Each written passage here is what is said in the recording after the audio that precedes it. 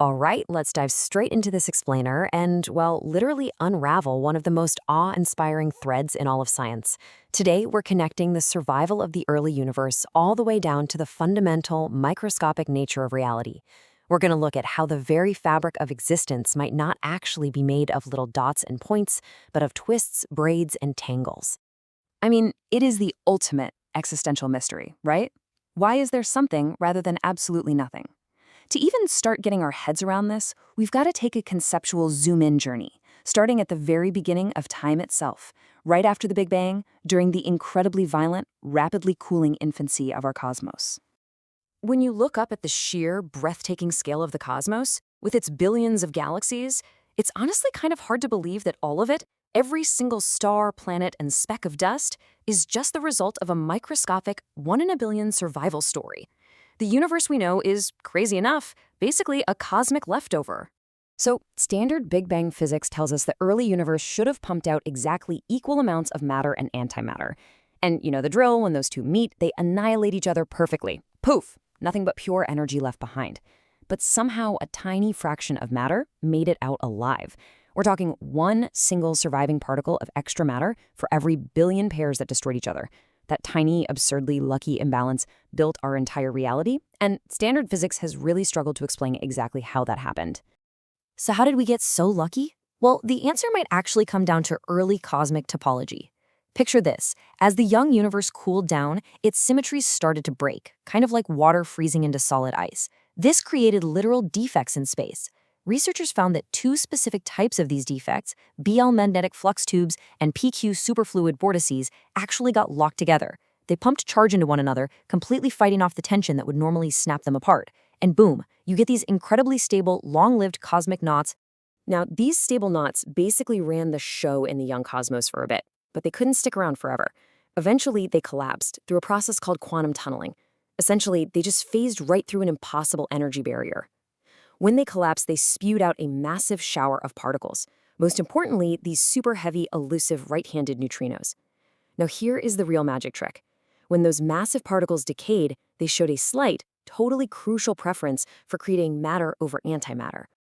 The absolute wildest part is that without these cosmic knots decaying in this highly specific topological way, that matter-antimatter imbalance just wouldn't have happened. The researchers even put it like this. Those heavy neutrinos are the parents of all matter, including the atoms making up your body right now. Making those ancient cosmic knots are literal grandparents. No knots, no stars, no Earth, no us. Simple as that. Section 1. Braiding the quantum. From the macro to the micro. All right, so having seen how topology shaped the cosmos, let's zoom way in from the macro scale down to the super spooky microscopic quantum scale. In our physical 3D world, we have topological entanglement. Just think of linked loops of string. Cut one, they fall apart. But in the quantum world, we have quantum entanglement, right? That weird, non-local structural connection where two particles share a state no matter how far apart they are. It is incredibly tempting to take the math of physical knots and compare it directly to how quantum particles link up across space. I mean, it sounds a bit like magic, but the math actually points to a stunning connection. Think about the Borromean rings. It's a physical knot of 3 rings where no 2 rings are directly linked to each other. But if you remove just one single ring, the whole thing falls apart. Now compare that to the GHZ state in quantum mechanics, which is an entangled state of 3 particles. If you measure just one of those particles, bam, the state collapses and the other 2 completely disentangle. The physical knot pattern perfectly, and I mean perfectly, mirrors the behavior of 3-particle quantum entanglement. And this proves braiding is way more than just a neat analogy. Researchers have actually found that unitary braiding operators, which are basically just the mathematical operations for swapping and twisting strings, literally function as quantum computer instructions. These topological twists act like quantum gates. They can take completely unentangled quantum states and weave them together into real, mathematically rigorous quantum entanglement. Knots and quantum physics are quite literally speaking the exact same underlying language. Section 2. The strand model, the final unification. So if cosmic knots shape the universe and quantum braids dictate particle behavior, what happens if we zoom all the way down to the absolute smallest limit of reality, the Planck scale? This brings us to a wildly radical theoretical framework called the strand model. and it completely overthrows how we usually think about physics.